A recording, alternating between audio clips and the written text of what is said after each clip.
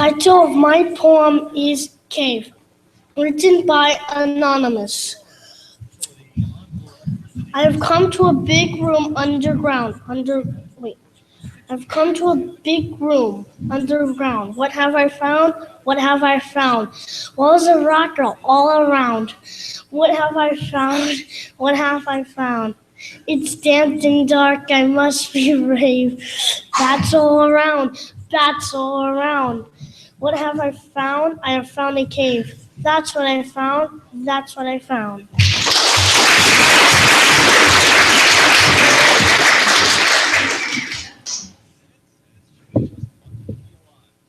The title of my poem is River, written by Anonymous.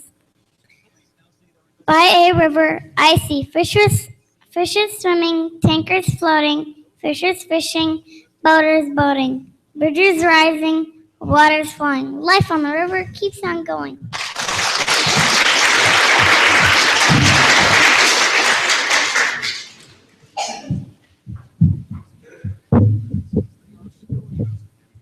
The title of my poem is Our World, written by Anonymous.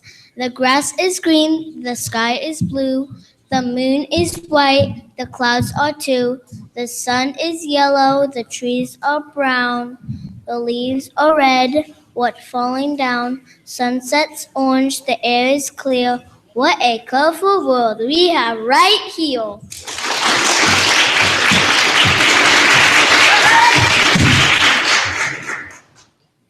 The title of my poem is Desert, written by Anonymous. Out in the desert so hot and dry, you may see a camel or a lizard pass by. You may see a snake or a fox or an owl. A hungry coyote may be on the prowl. Out in the desert so hot and dry, look and see who is passing by.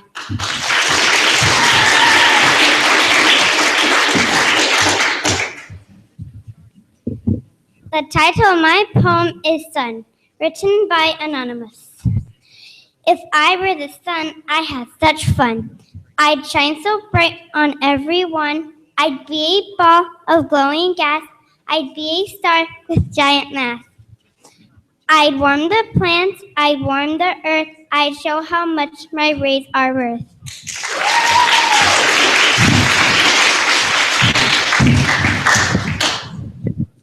The title of my poem is Day Sky, written by Anonymous. Look up high, see the sky. Fluffy clouds are floating by. Graceful birds swiftly fly. Sunshine beams to keep us dry. Sky of blue makes me sigh.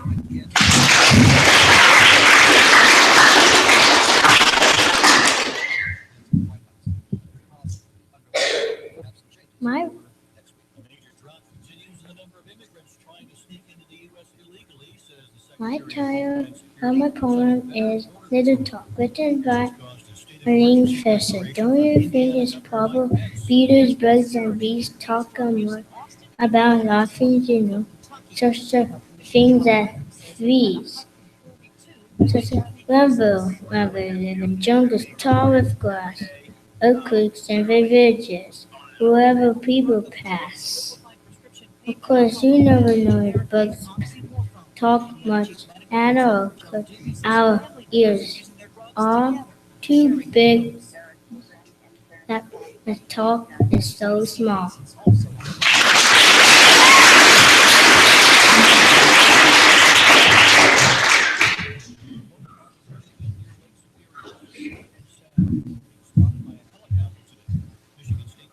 The title of my poem is Velvet-Filled Mouse, written by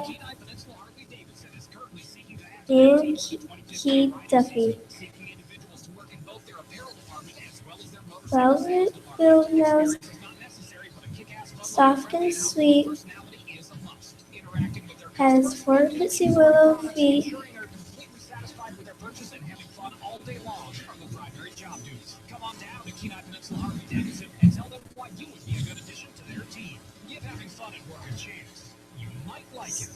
A soft, furry coat and a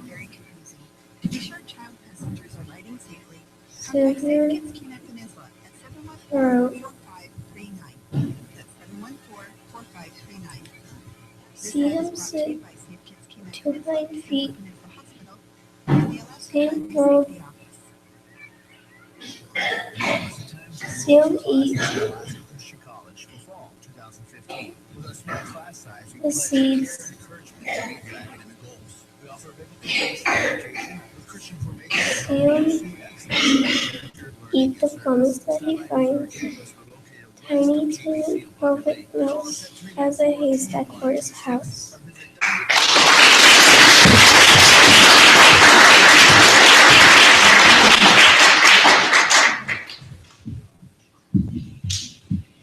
The title of my poem is Fireflies by Elizabeth Jenkins. I like the warm, dark summer night when fireflies burn their golden light and flit so softly through the air, now up, now down, now over there.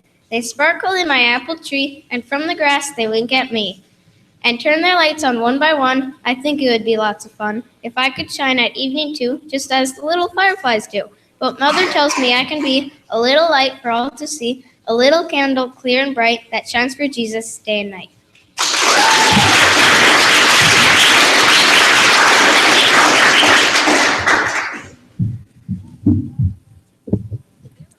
The title of my poem is What Robin Told by Anonymous. How do robins build their nest? Robin Redbreast told me. First a wisp of amber hay in a pretty round they lay. Then some shreds of downy floss, feathers too, and bits of moss, woven with a sweet, sweet song, this way, that way, and around. That's what Robin told me. Where do robins build their nest? Robin Redbreast told me. Up among the leaves so deep, where the sunbeams scarcely creep, long before the winds are cold, long before the leaves are gold, bright-eyed stars will peep and see baby robins 1, 2, 3. That's what Robin told me.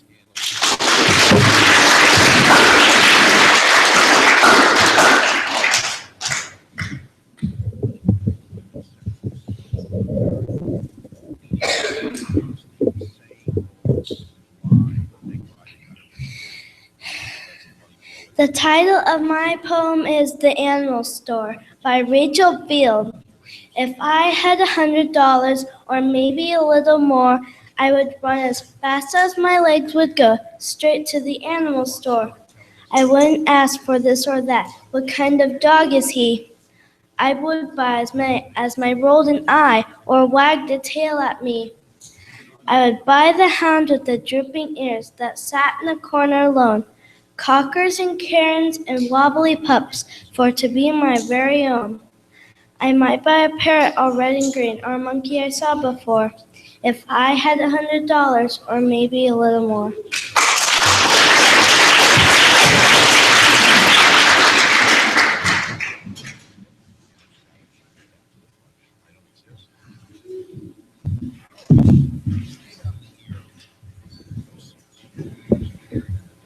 The title of my poem is The Boy Who Cried Wolf by Aesop. A shepherd boy once got his kicks by on his neighbors playing tricks. A wolf, he cried aloud. He gathered quite a village crowd. The second time he gathered more. They came at 3, they came at 4. These tricks did anger and annoy the neighbors of the shepherd boy. When he tried to call at 6, they said, "We won't fall for your tricks." No sooner had he lost their ear than who but real wolves did appear. A wolf, he cried in vain. Soon every sheep he had was slain. Moral is, cry wolf once, you'll be believed. Cry wolf lots, and you'll be grieved.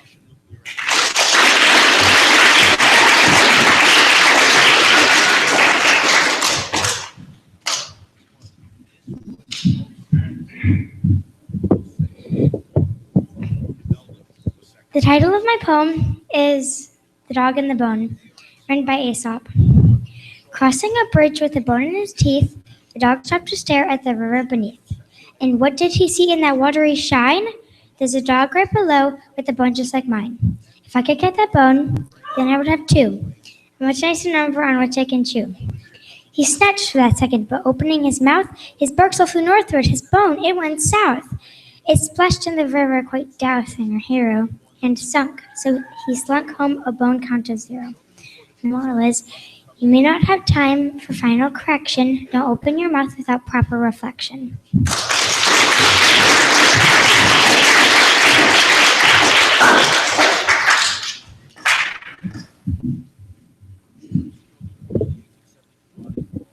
The Sugar Plum Tree by Eugene Field. Have you ever heard of the sugar plum tree? 'Tis marvel of great renown. It blooms on the shore of the Lollipop Sea in the garden of Shut-Eye Town. The fruit that it bears is so wondrously sweet, as those who have tasted it say, that good little children have only to eat of the fruit to be happy next day. When you get to the tree, you would have a hard time to capture the fruit which I sing. The tree is so tall that no person could climb to the boughs where the sugar plums swing. But up in the tree sits a chocolate cat, and a gingerbread dog prowls below. And this is the way you contrive to get at the sugar plums tempting you so. You say but the word to that gingerbread dog, and he barks with such terrible zest that the chocolate cat is at once all agog, as their swelling proportions attest. And the chocolate cat goes cavorting around from this leafy limb onto that. And the sugar plums tumble, of course, to the ground. Hurrah for the chocolate cat. There are marshmallows, gumdrops, and peppermint canes with stripings of scarlet or gold. And you'll carry away the treasure that rains as much as your apron can hold. So come, little child, cuddle closer to me in your dainty white nightcap and gown, and I'll rock you away to the sugar plum tree in the garden of Shut-Eye Town.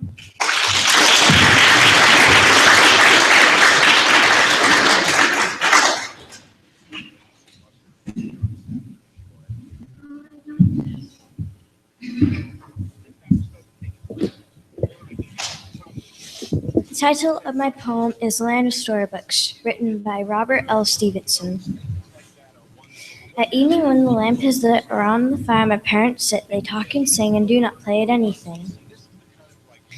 Now with my little gun I crawl all in the dark along the wall. I follow the forest track and away behind the sofa back. There in the night where none can spy, all in the hunter's camp I lie. I play at books that I have read till it's time to go to bed. These are the hills, these are the woods, these are my starry solitudes. And there's the river by whose brink the roaring lions come to drink. I see the others far away, as in firelit camp they lay, and I, like to an Indian scout, around their party prowled about. So when my nurse comes in for me, I go to bed with backwards looks at my dear land of storybooks.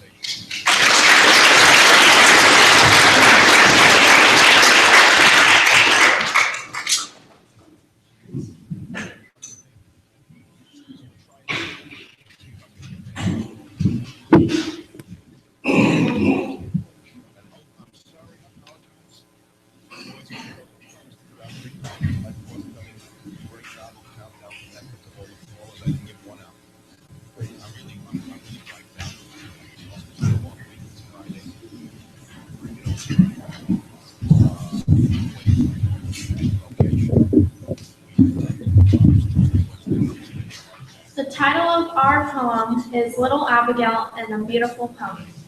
There was a girl named Abigail who was taking a drive through the country with her parents when she spied a beautiful, sound-eyed, gray and white pony. And next to it was a sign that said, "For sale, cheap." "Oh," said Abigail, "may I have that pony? May I please?" And her parents said, No, you may not. and Abigail said, But I must have that pony. and her parents said, Well, you can't have that pony, but you can have a nice butter pecan ice cream cone when we get home. and Abigail said, I don't want a butter pecan ice cream cone. I want that pony. I must have that pony. and her parents said, Be quiet and stop nagging. You're not getting that pony.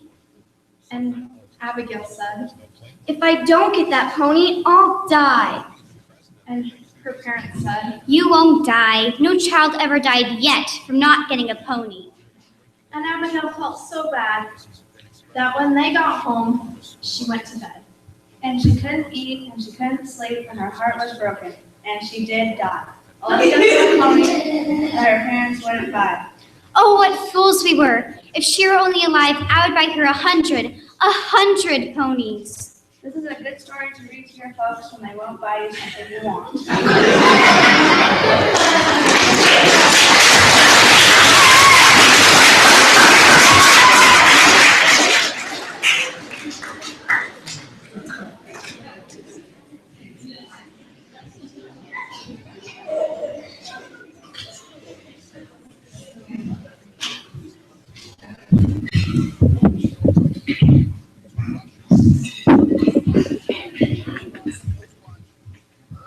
The title of our poem is The Generals, written by Shel Silverstein. Said General Clay to General Gore. Oh, must we fight this silly war? To kill and die is such a bore. I quite agree. Said General Gore. Said General Gore to General Clay. And we could go to the beach today and have some ice cream on the way. A grand idea. Said General Clay. Said General Clay to General Gore.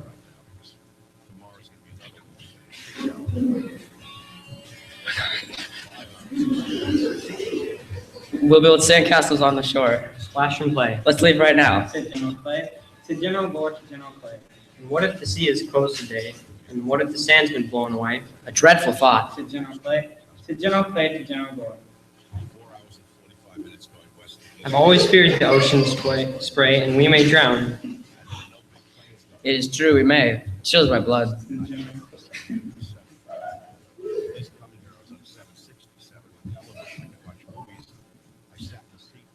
Said General Clay. Said General Gore to General Clay.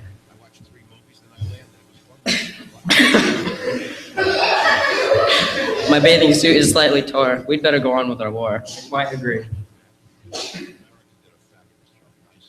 As General Clay charged General Gore, as bullets flew and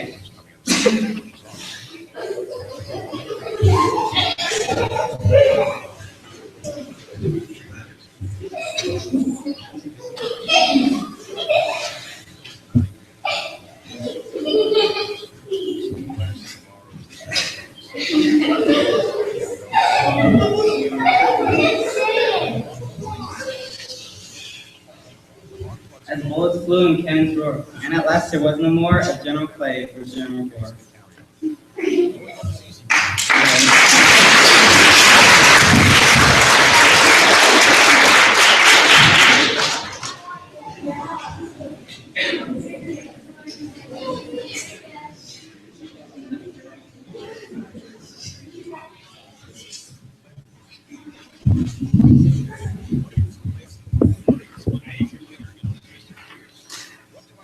The title of our poem is Backward Bill by Shel Silverstein. Backward Bill, he lives way up on Backward Hill, which is really a hole in the sandy ground, but that's a hill turned upside down. Backward Bill's got a backward shack with a big front porch built out back. You walk through the window and look out the door, and the cellar is on the very top floor. Backward Bill, he rides like the wind, don't know where he's going, but sees where he's been. His spurs, they go neigh, and his horse, it goes clang. His 6 guns go gnab, never goes bang. Backward Bill has a backward pup. They eat their supper when the sun comes up. He's got a wife named Backward Lil. She's my own true hate, says Backward Bill. Backward Bill wears his hat on his toes and puts his underwear over his clothes. And comes every payday, he pays his boss and rides off a smiling and carrying his hoss.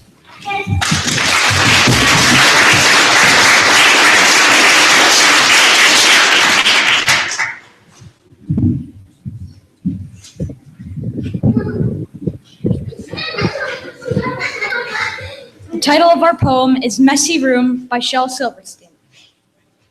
Whoever messy room this is should be ashamed. His underwear is hanging on his neck. His raincoat is there in the overstuffed chair, and the chair is becoming quite mucky and damp. His work book is wedged in the window, his sweaters are thrown on the floor.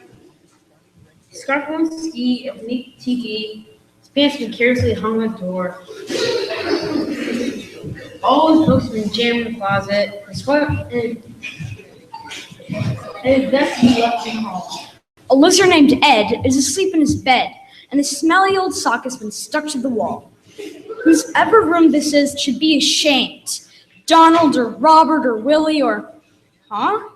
You say it's mine? Oh dear. I knew it looked familiar.